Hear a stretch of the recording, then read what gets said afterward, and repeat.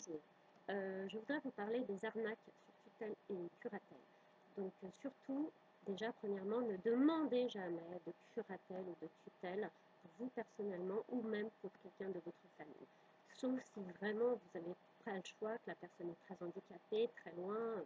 Bon, mais tentez toujours d'avoir quelqu'un de proche ou des très bons amis qui peuvent les aider à gérer ou quoi. Surtout quand c'est une ou deux personnes de la famille ou quoi qui gère, c'est toujours mieux. C'est prouvé, il y a 20% de la famille qui peut-être euh, gère mal les comptes, tandis que quand c'est des mandataires, c'est prouvé que c'est à 95% que les comptes sont mal gérés. Donc surtout, ne vous laissez pas faire, hein, parce que vous allez voir que pour ceux qui sont dans les arnaques judiciaires, là, pareil que moi, surtout ne vous laissez pas faire et gardez tous les documents. Alors, tous les documents, ça veut dire tous les mails envoyés. Donc les mails envoyés, en général, on a un accusé de réception du tribunal. Si vous n'avez pas insisté, ou envoyez-le ou déposez-le par courrier. Donc sinon, si vous le déposez au tribunal, faites bien un double que vous faites tamponner au tribunal, un complément bien reçu. Gardez toutes les enveloppes, parce que souvent les courriers, surtout les jugements, ils arrivent 15 jours après et ils vous disent qu'il vous reste 15 jours pour réclamer, donc pour faire le recours. Donc surtout gardez toutes les enveloppes. Les appels téléphoniques, n'hésitez pas à enregistrer, parce que vous allez voir, la plupart du temps, les mandataires ne répondent pas au téléphone. Donc n'hésitez pas à enregistrer les messages que vous leur laissez. Donc moi, j'ai enregistré le message comme quoi j'ai bien laissé mon numéro de téléphone, mon mail. Donc ils ont mon numéro de téléphone fixe et portable, mon mail, mon adresse. Ils ont l'adresse à mon père, donc ils pouvaient tout à fait me contacter. Donc, alors ça a démarré, donc je vais vous expliquer un peu dans l'ordre. Ça a démarré que le tribunal a désigné un médecin, parce que soi-disant le médecin qui avait vu mon père pendant 10 jours, qui était ancien du tribunal aussi, soi-disant, bon, il n'était plus sur la liste. Donc, du coup, il mandate un médecin. Alors, ce médecin commence à me dire, votre père, il va se dégrader, il va falloir une femme de ménage, vous n'allez pas pouvoir tout faire, vous allez voir, c'est compliqué, il va se dégrader de plus en plus. Alors que, bon, je venais de lui dire qu'on venait de marcher 15 minutes pour trouver son cabinet. Bizarrement, j'ai trouvé que son cabinet, il était en lumière tamisée ainsi que sa salle d'attente.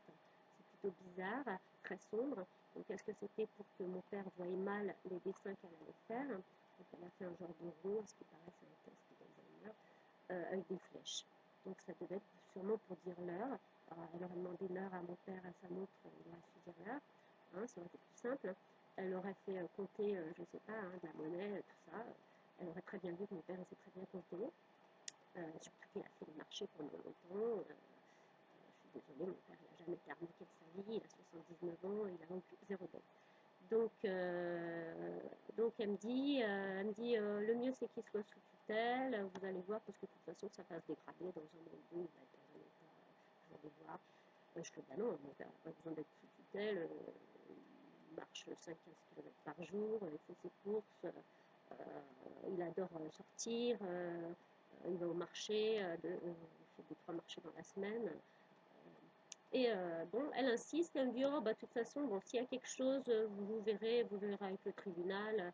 Le tribunal, s'ils vont convoquer au cas où, il n'y a pas de souci. Bon, j'ai insisté, je lui ai dit, marquez pas n'importe quoi, regardez la lettre de l'autre médecin. Elle me dit, ah non, non, moi je prête pas attention des comptes rendus des autres médecins. Donc, bon, bah, elle marque ce qu'elle veut, malgré que j'ai insisté. Et bon, bah, je reçois la convocation le 15 novembre. Donc, entre-temps, bon, j'ai dit que mon père ne pouvait pas se présenter.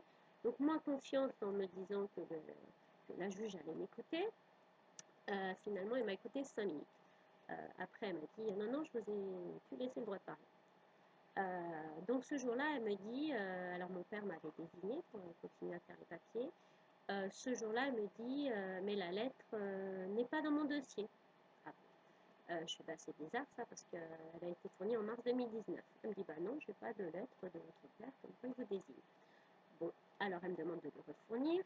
Je la refournis donc le 25 novembre 2019. Donc, je précise, je lui dis, je fais suite à votre demande lors du rendez-vous du 15 janvier, la perte de la lettre de mon père dans votre dossier.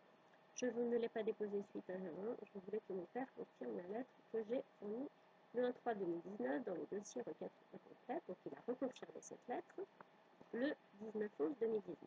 Je voulais aussi vous indiquer par écrit et par document ce que vous n'aviez pas le temps de voir et entendre, vu qu'on était arrivé aux 20 minutes que vous disposiez, ce que je comprends, vous aviez déjà pris du retard d'1 heure pour les dossiers précédents. Mais on ne décide pas d'une décision pour 5 ans en 20 minutes. Surtout que le médecin expert a dit mon père en mai 2019, pareil, 15-20 minutes, à ce moment-là, elle m'a dit, il va se dégrader, c'est tutelle. Donc c'était d'office, hein, c'était prévu, ils étaient déjà organisés. Mais vous pourrez vous exprimer au tribunal, ce qui m'a pas donné l'impression. Voilà. Donc, je lui précise donc, dans cette lettre en lui refournissant le document. Donc, je lui refournis le document. Donc, ensuite, suite à cette lettre, donc, je reçois un jugement comme quoi mon père est mis en mandataire provisoire. Donc, la mandataire provisoire, elle m'appelle le 5 mars. Donc, je lui dis, mon père, elle voulait parler à mon père. Alors, je lui dis, mon père, il n'est pas là. Il est en test de Covid depuis 7 h du matin. Parce qu'il était enrhumé. Donc, là, elle m'avait appelé, il était 15 h. Donc, je lui dis, moi, j'ai appelé 2-3 fois à l'hôpital. Je suis inquiète. Ils ne répondent pas. Ils ne savent pas dans quel service il est. Mais bon, je continue à appeler, ils vont finir par le retrouver. Bon.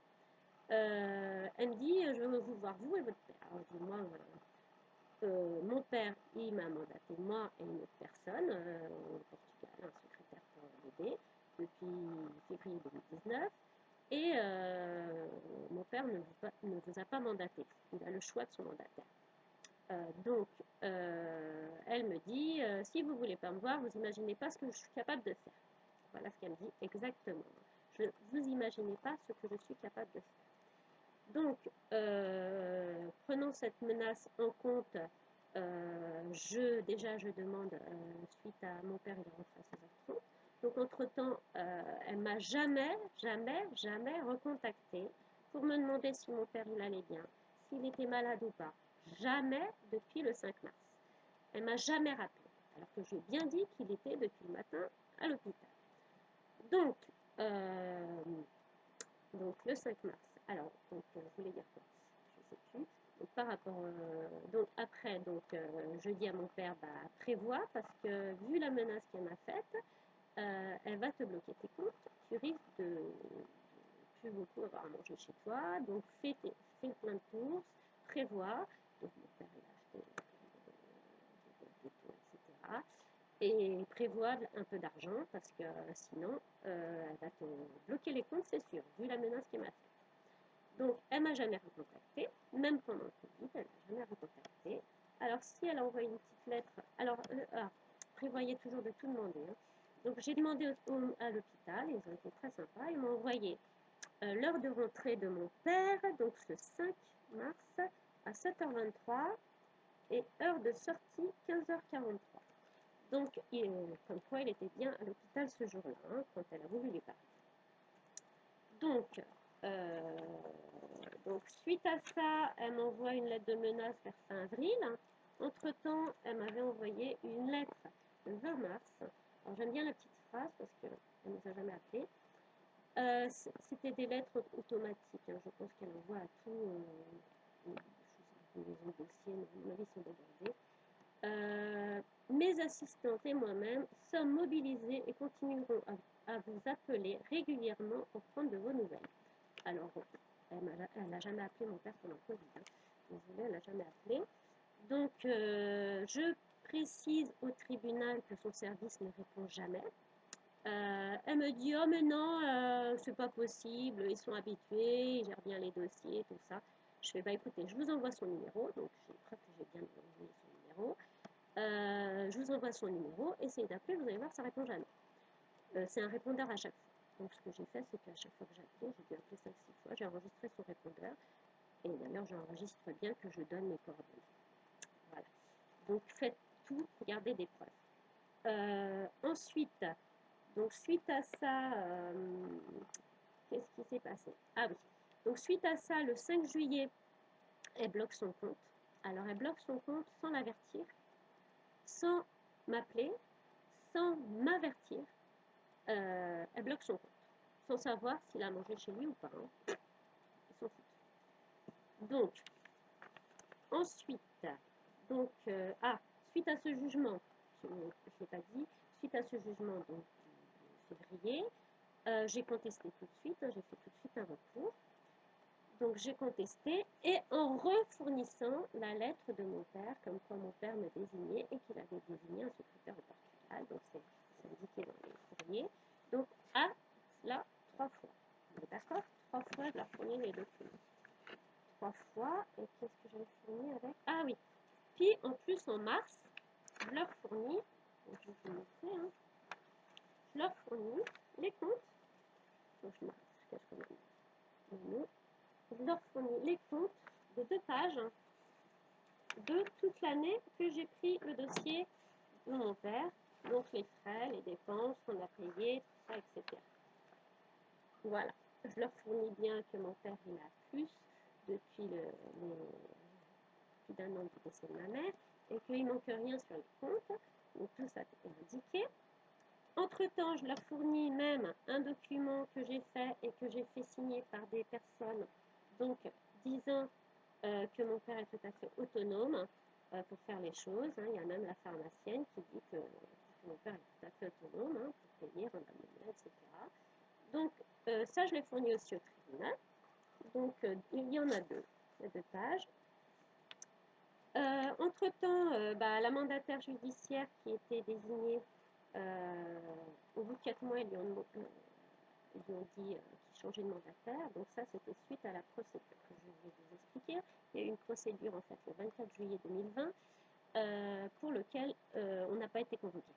Alors, c'est pas normal, bien sûr. Hein. Donc, du coup, je reçois un document, enfin, elle me dit, il y a une, je ne gère plus votre compte. Donc ça, elle finit par me répondre. Quand c'est des trucs comme ça, ils finissent par vous répondre. Donc j'ai dû envoyer 12 mails, 12-13 mails. Sur 12-13 mails, elle a dû me répondre 2 fois à mes mails, peut-être 3. Et au téléphone, ils ne répondent jamais.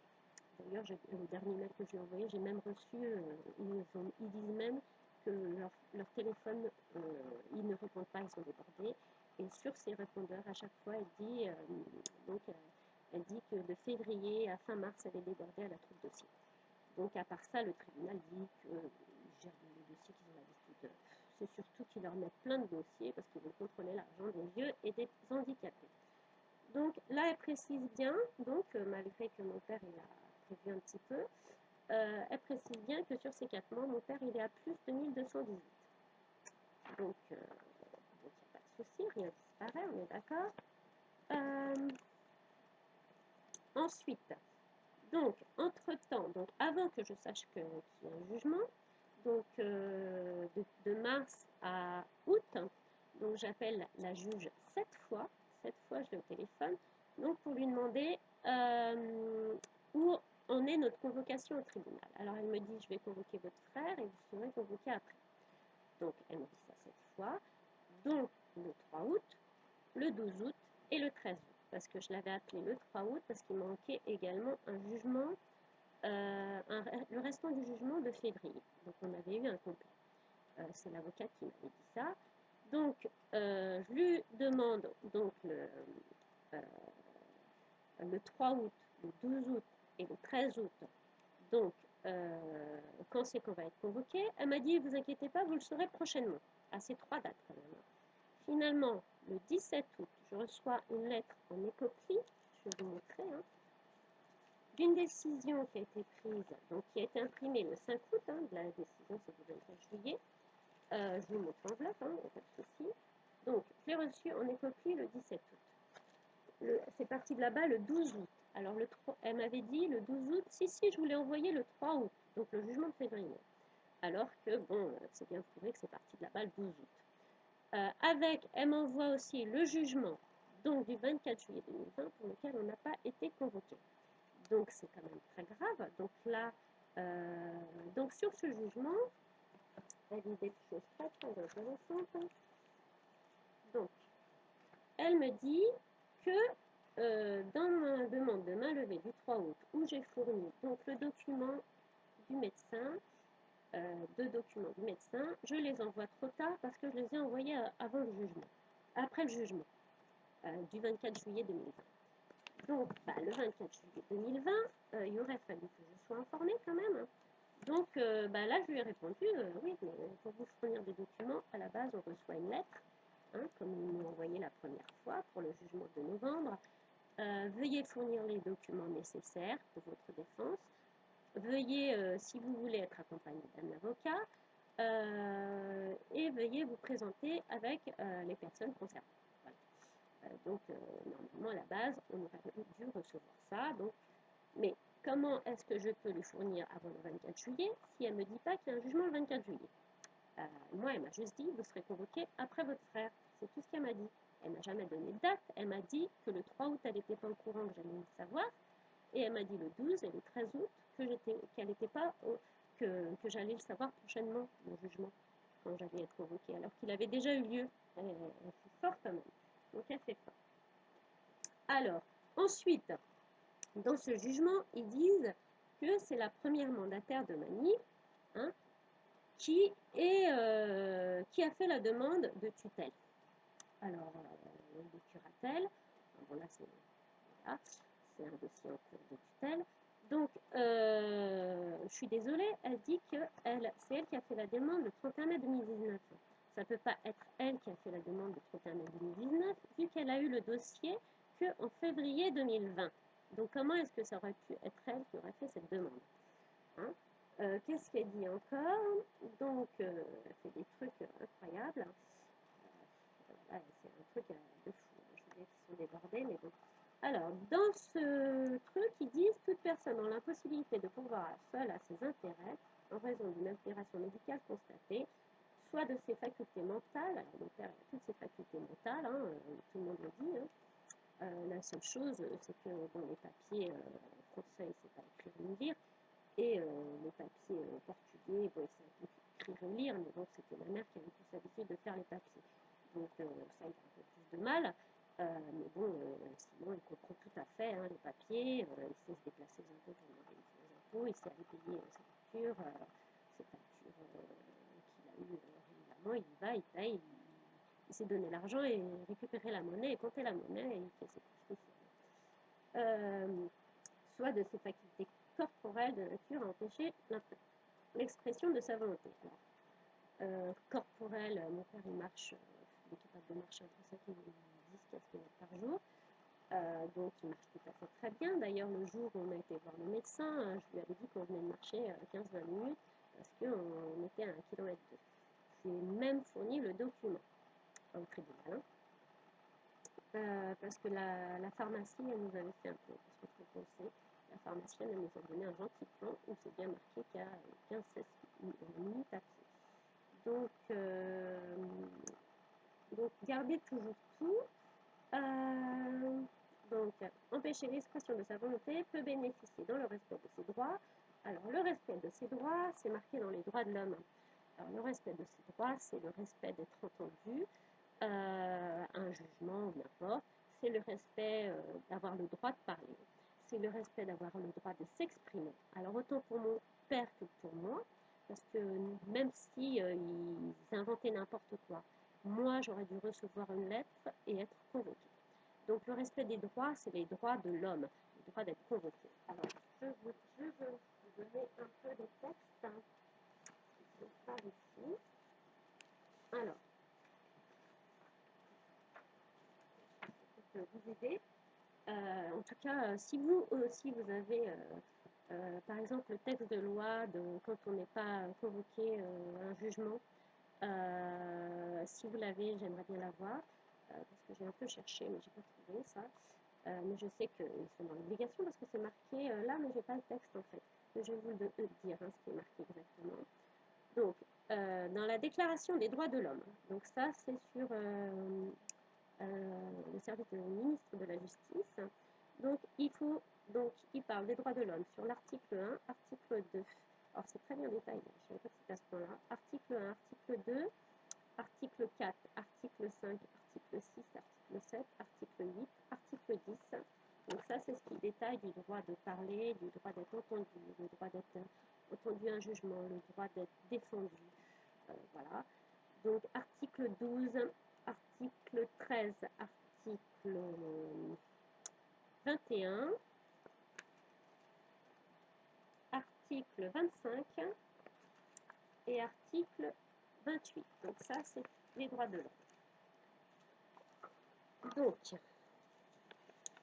Donc, par rapport au jugement, donc, on en était où? Donc, ça, c'était par rapport aux droits de l'homme. Donc, il n'a pas eu le droit d'être entendu ni moi. Donc, la juge a fait exprès d'envoyer le jugement en retard mes copies en plus. Donc, si j'aurais pas gardé l'enveloppe, j'aurais plus que 3 jours, parce que c'est 15 jours pour faire un recours. Donc, heureusement, j'ai tout gardé, hein, et j'ai envoyé la copie de l'enveloppe et tout avec des réclamations.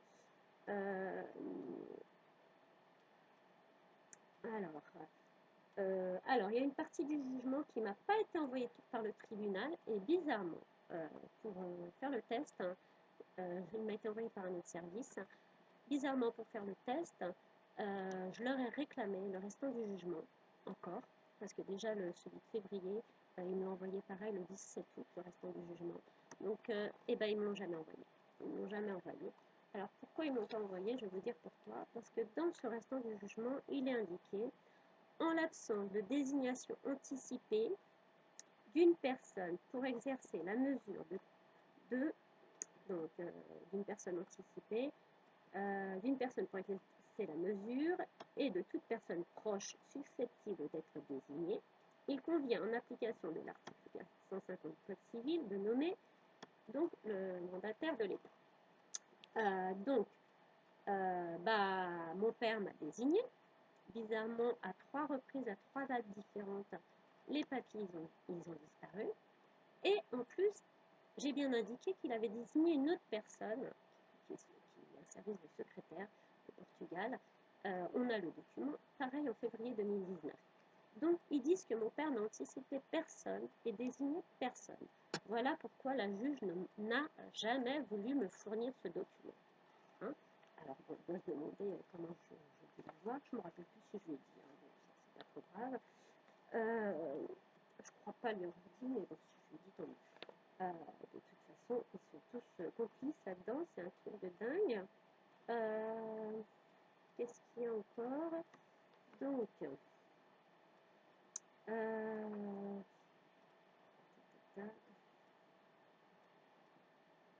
voilà. Donc, je pense pas que le motif, ça soit parce que mon père parlait français ni portugais. Hein, je pense que ce soit ça. Par rapport au médecin, je ne sais rien. Mais bon, de toute façon, j'ai déposé plainte aussi. Ah oui, n'hésitez pas. Donc, alors, j'ai déposé plainte aussi à l'ordre des médecins. Alors, pourquoi j'ai déposé plainte à l'ordre des médecins? Parce que j'ai réclamé 4 fois aussi à ce médecin. Donc, quand j'ai dit que ça dégénérait à partir de mars. Donc, je lui ai écrit 4 fois pour lui dire que ce qu'elle avait indiqué, c'était tout à fait faux. Et que finalement, la juge ne nous écoutait pas du tout suite à ce qu'elle avait marqué. Et donc, je lui ai écrit 4 fois. J'ai réussi une fois à l'avoir au téléphone et elle m'a dit je ne peux pas revenir sur ma décision. Alors ça, c'est tout à fait faux. Alors, je ne sais pas, là, je crois que je n'ai pas mis de côté la feuille, mais c'est indiqué clairement sur un document que j'ai trouvé en ligne aussi. C'est indiqué clairement qu'à tout moment, le médecin qui a été désigné au tribunal peut revenir peut corriger ce qu'elle a indiqué. Donc ça, c'est bien indiqué. Tout comme suite à avoir écrit, parce que j'ai écrit aussi au président, suite à ça, le ministre de la Justice m'a répondu. Alors, ils disent qu'ils ne peuvent pas revenir sur des décisions qui ont été jugées.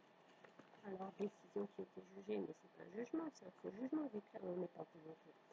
Mais bon, du coup, j'ai réécrit. Hein. J'ai réécrit au président parce que j'arrivais pas à passer par le site en ligne du ministre de la Justice. Donc, du coup, j'ai réécrit, parce que pour moi, une affaire qui est jugée, c'est une affaire où c'est fait dans les règles du droit de l'homme. le droit de s'exprimer, le droit d'être entendu. Donc, si on n'est pas ni entendu, on demande annulation du jugement. C'est un faux jugement, c'est une magouille, on est d'accord. Donc, il me précise quand même qu'à tout moment, la juge peut revenir sur sa décision. Donc ça, je le savais, je n'ai pas arrêté de réclamer. Donc, au total, alors j'ai aussi fait des pré-plaintes en ligne à la police, 2. Donc les pré-plaintes, à chaque fois, ils m'ont répondu qu'il fallait déposer plainte au procureur. Donc ça, je l'ai fait, au procureur de tribunal. Il y a une conseillère juridique aussi qui m'a dit qu'il fallait déposer plainte au président du tribunal. Donc ça, je l'ai fait aussi. Entre-temps, en ligne, j'ai vu aussi qu'on pouvait déposer plainte au conseil de la magistrature. Alors, le conseil de la magistrature, normalement, il faut que le jugement il soit clos. Alors là, du coup, je ne sais pas si le jugement, elle va se décider à faire une main levée parce qu'elle ne va pas convoquer, ou s'il est clos et ferme, vu que j'ai fait un recours. Donc, je n'y comprends plus rien parce que de toute façon, ils ne répondent pas.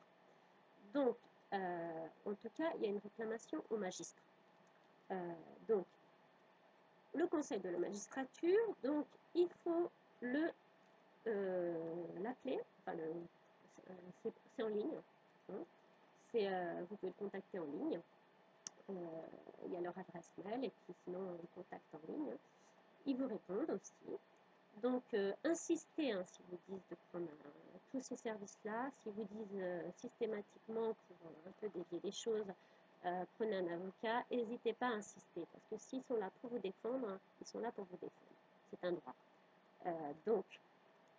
Alors, ils disent que, donc bien sûr, c'est pour ça qu'il faut garder des preuves de tout, ils disent si le juge n'est pas honnête, donc on peut déposer plainte, s'il ne connaît pas la loi, donc ça, il ne connaît pas la loi, je lui ai envoyé le texte des lois des tutelles, hein.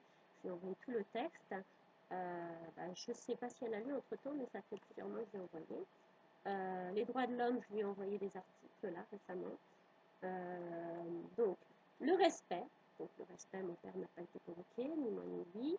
Il n'y a aucun respect par rapport à lui parce qu'ils disent qu'il le traite comme handicapé et incapable. Une conduite exemplaire. Alors la conduite exemplaire, déjà il faut éviter de faire disparaître des documents, hein, éviter de mentir. Elle m'a menti à 7 reprises au téléphone et les documents disparaissent à 3 dates différentes et à plusieurs reprises. Donc elle est malhonnête, on est d'accord. La loi, ou elle la connaît ou elle ne l'applique pas. Hein. Le respect, elle ne respecte pas mon père, elle le traite comme bon à rien alors qu'elle ne l'a jamais vu. Hein. Et une conduite exemplaire. Donc exemplaire, le juge doit être exemplaire, on est d'accord. Tout comme un greffier, tout comme un procureur de la République, tout comme un magistrat. D'accord. Bon, après il parle d'autres choses plus graves. Je ne vais peut-être pas aller jusque-là, donc j'ai pas de preuves. Voilà. Alors, pour ce qui est de la mandataire, ils disent aussi que on peut contester, enfin voilà.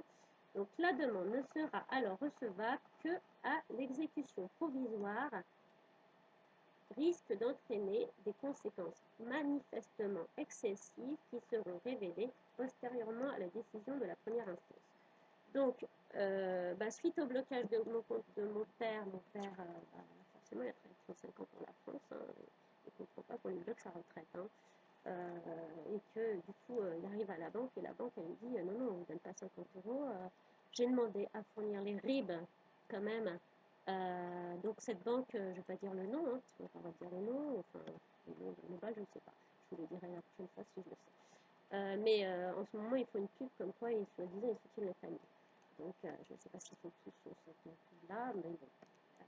C'est une banque très connue. Hein. Ils ne veulent même pas accepter.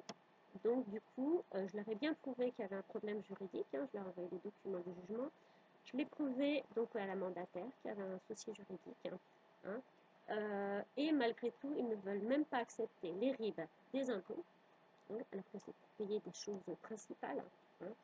Le RIB, je leur ai proposé de leur fournir avant, donc le RIB de l'assurance maison avant qu'elle arrive. Ils n'ont pas voulu le prendre en compte. Ils m'ont dit non, non, on ne peut plus accepter de RIB extérieur, ni rien. Je fais non, mais c'est pour l'assurance maison, hein. Si ça brûle, c'est tout qui est responsable. Du coup, j'ai fini par payer parce que sinon, si ces maisons elles brûlent, qui brûlent la maison de leurs voisins, ils sont embêtés, surtout que c'est des maisons privées. Hein. Donc, ils acceptent aucun RIB, rien, même les impôts, hein. Donc c'est incroyable.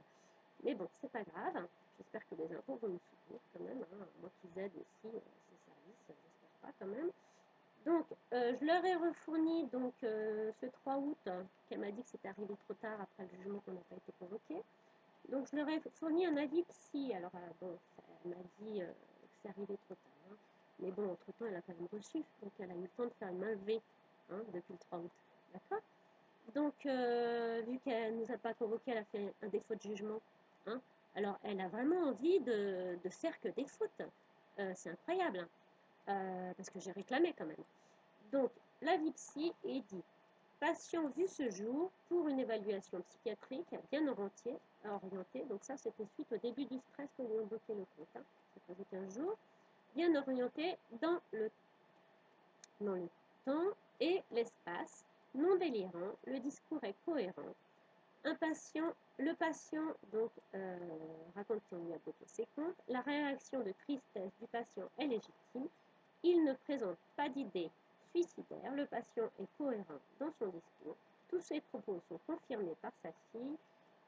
Cette dernière a pris donc pour aider mon père et très présente pour le soutenir. Pour moi, je fais tout pour l'aider. Hein, parce que je ne vais pas se faire avoir par ce genre d'arnaque. Hein, surtout que c'est prouvé qu'à 95% les mandataires gèrent mal les dossiers et seulement 20% pour les familles. Donc, au total, examen psychiatrique sans particularité, pas d'indication d'hospitalisation. Voilà. Donc, il allait très bien. Suite à ça, il a perdu 17 kilos parce que ça commençait de plus en plus à le stresser. Il voyait que la situation ne se débloquait pas malgré que j'écrivais sans arrêt et que j'ai demandé une main levée. Alors, j'en suis à 28 demandes de main levée entre la juge, la greffière, le procureur du tribunal, le président du tribunal. J'en suis à 28 demandes de main levée. Alors 6 jusqu'au mois d'août, et depuis le mois d'août, vous pouvez compter, ça fait 22. Voilà. Qu'est-ce que je voulais dire d'autre? Donc j'ai fourni également donc, une lettre du médecin. Donc le médecin, il dit, donc elle dit bien dans son jugement que je l'ai fourni trop tard. Hein. Donc, vous vous rappelez, je n'ai pas été convoquée au jugement. Hein, et elle nous a demandé aucun document. Donc le trouble. Alors, sans trouble majeur. Alors qu'est-ce qui est marqué? Ce patient présente des séquelles neurologiques suite à une pathologie cérébrale avec ralentissement œdiomoteur, donc il a juste un léger ralentissement, sans trouble majeur du comportement. Par ailleurs, il est sociabilisé et un peu plus et commence à être de plus en plus discipliné. Donc, il indique qu'il n'a aucune séquelle d'AVC, donc dans plusieurs documents, j'ai mis plusieurs documents comme quoi il a dit qu'il n'a aucune séquelle d'AVC, donc il s'en sort bien. Donc, il semble se débrouiller seul, s'améliore, il peut tout à fait se présenter au tribunal et être entendu par la juge. Voilà. Ça, je l'ai fourni aussi au tribunal, donc le 3 août. Je ne sais pas qu'il y avait un jugement. Donc ça, donc je l'ai déjà parlé, c'était l'obligation de nous indiquer comme quoi on devait fournir les documents au jugement. Donc, avant le jugement, le juge devait demander l'avis de la famille. Donc, il devait faire éventuellement une enquête, donc demander à la levée ou des choses comme ça. Avis de médecin traitant, donc prendre l'avis du médecin traitant. Donc tout ça, c'était à faire un mois avant. Hein. Donc là, elle me dit que je l'ai fourni trop tard, mais il aurait fallu que je sois informée. D'accord. Une fois l'ensemble des investigations effectuées, un mois au moins avant l'audience, où il sera statué à l'institution ou non d'un régime de protection, le dossier est transmis au procureur de la République afin de recueillir l'avis sur la décision à prendre. Voilà, la décision à prendre, elle a été prise sans qu'on soit informé. Donc, la personne protégée peut aussi désigner elle-même un mandataire. Donc tout ça, c'est sur servicepublic.fr ou le service du ministre de la Justice.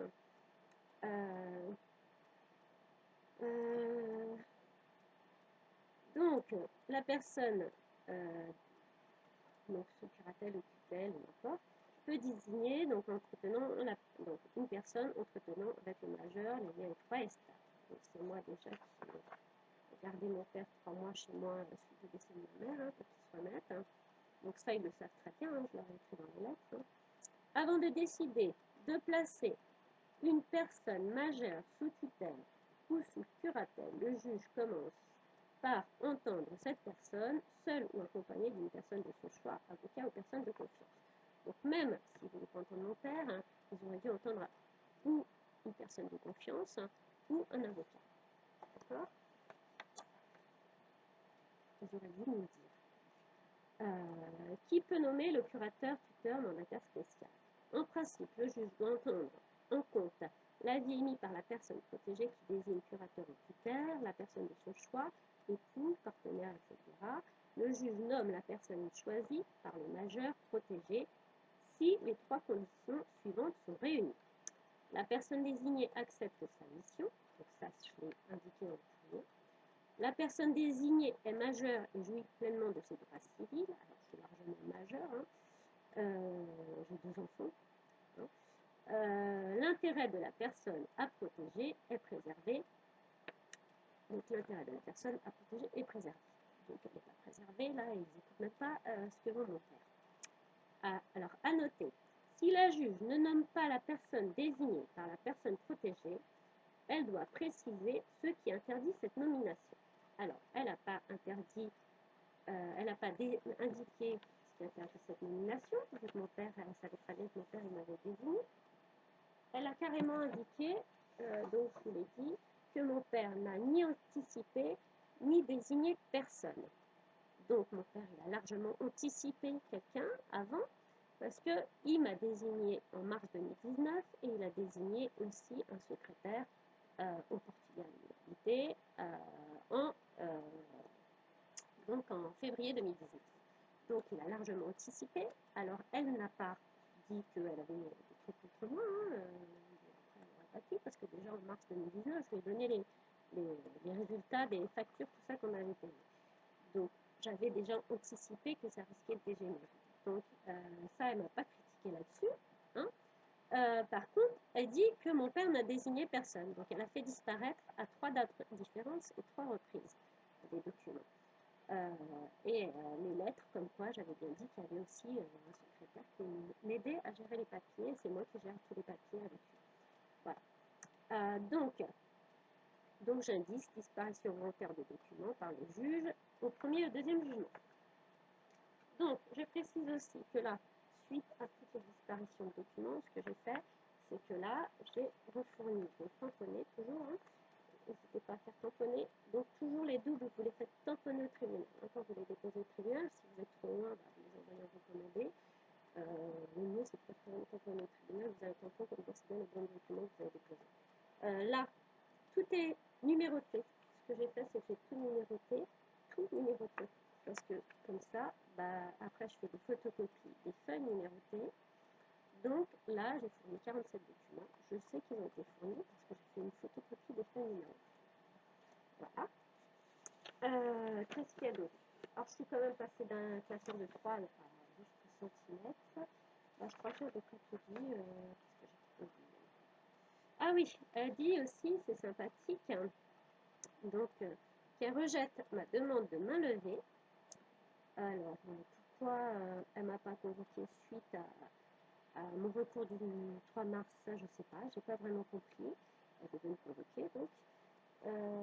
Ah oui, je vais vous le dire par rapport à ça aussi. Donc, elle dit qu'elle a bien reçu mes requêtes, donc les 6 à laquelle elle m'avait jamais répondu. Donc, c'est sympa quand même, elle m'indique. Hein. Mais donc, celle du 4 août, elle est arrivée trop tard après le jugement, donc pour lequel on n'a pas été convoqué. où il y avait les documents du médecin, comme quoi mon père pouvait se présenter au juge et comme quoi il allait très bien psychologiquement. Mais malgré qu'elle les a reçus après, qu'elle a fait un faux jugement, elle ne revient toujours pas dessus. Donc elle est toujours fautive. D'accord. Voilà, donc après par rapport à ça, donc elle dit qu'elle rejette maman levée, patati patata, hein. Voilà. Euh,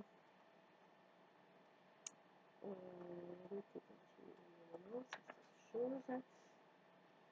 Donc, alors là, donc ça c'est sur les dossiers qu'on a en ligne sur les requêtes.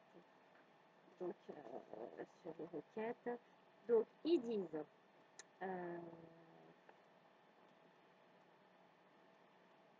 donc, après réception de la demande par la greffe, vous serez en principe convoqué avec la personne protégée et toute personne juge estimera utile en tort. En principe, aucune décision n'est prise à cette étape de procédure. Donc ça, c'est pour la première procédure. Après les auditions, donc après la première procédure, donc qui était en novembre 2019, vous serez à nouveau convoqué devant le juge des tutelles pour une audience, ainsi que la personne à protéger, son avocat, s'il y en a un, et le procureur de la République. L'audience n'est pas publique, c'est-à-dire que ne peuvent être présents que le juge des tutelles, le greffier, les personnes qui ont été convoquées, ainsi que le procureur de la République. Voilà, c'est bien indiqué là-dessus qu'on doit être reconvoqué pour le jugement final. Voilà. Je vous invite à garder toutes les preuves. Si vous avez le texte de loi par rapport à les défauts de jugement, de convocation de jugement, n'hésitez pas à m'envoyer sur les blogs de YouTube. Et puis, qu'est-ce qu'il y a d'autre? S'il y a une association dans le 95 ou 78 associations, n'importe, un groupe de personnes qui ont groupé des dossiers, n'hésitez pas à laisser votre numéro pour que je vous contacte parce qu'il y a un service qui explique très bien, d'ailleurs elle explique exactement ce que je dis par rapport à comment ça se passe. C'est SOS Arnaque Tutelle. Cette dame, elle explique très bien les dossiers aussi. Et malheureusement, j'arrive pas à la contacter. Apparemment, elle est dans le 92, mais j'arrive pas à la contacter. Mais si vous avez des numéros de service dans le 95 ou 78, n'hésitez pas à me les donner sur le blog de YouTube. Et puis, on réunira nos dossiers. On verra si les personnes responsables dans tout ça, c'est les mêmes. Les médecins, les juges, les greffiers. Parce que la greffière, vu ses réponses aussi, elle a l'air d'être complice. Le magistrat et le procureur, le dossier est en cours, mais j'ai pas de réponse. Donc là, j'essaie toujours de faire bouger les choses. Parce qu'en attendant, mon père il a son compte bloqué, donc je paye les factures. Voilà. Donc merci beaucoup, et puis j'espère que je vous aurai aidé. Donc je vous referai un message prochainement, et puis je vous montrerai mon père, comme quoi il va beaucoup mieux aussi, et puis voilà. Et puis j'ai mis une casquette kaki parce que pour moi, c'est une bagarre. On est sans arrêt obligé de se défendre. C'est incroyable. Euh, on est toujours obligé de se défendre. Donc voilà. Défendez-vous surtout. Prenez soin de vous, défendez-vous, vous ne laissez pas faire. Et surtout, ne demandez jamais de curatelle ou tutelle, sauf si vraiment obligation extrême, mais contrôlez toujours les dossiers. Hein. Essayez plutôt d'être en famille, de faire confiance à des amis, à des personnes qui vous ont toujours aidé. Voilà. En contrôlant bien sûr. Voilà. Bon, merci beaucoup et puis à bientôt. Au revoir.